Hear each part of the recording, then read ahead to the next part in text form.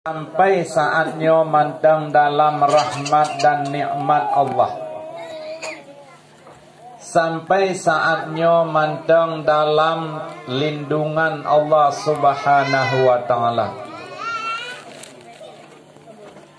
Karena Allah yang cukup le geberi nikmat dan rahmat, yang hana mungkin dan hana mampu gedaya tak hitung padum le nikmat Allah. Dalam Al-Quran Allah nefirman, wa in ta'uddu ni'matallahi la tuhsuha.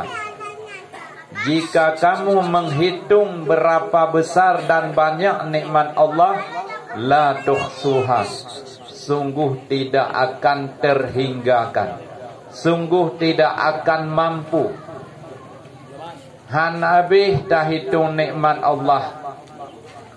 Bila bak kaya tacok ke pena, un kaya tacok ke kertas, ila ut tacok ke Daud, tak tulis nikmat Allah. Sungguh tu ila ut habis bak kaya, habis un kaya di dunianya. Sungguh nikmat Allah golong habis gedanya hitung. Maka alangkah besarnya rahmat dan karunia Allah untuk gedanya, yang semua nikmat dan rahmatnya diberi oleh Allah untuk tanya secara cuma-cuma ataupun gratis.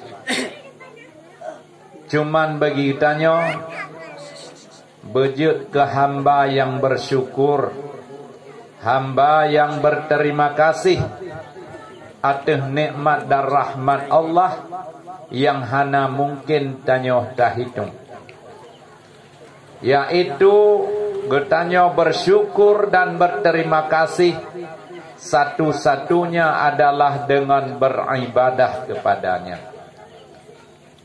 Karena le ulama nekun yang gekun syukur adalah tak perguna nikmat bak jalan yang gereda le Allah, atau tak perguna nikmat bak jalan yang Allah juk nikmatnya getanya untuk jalan tersebut.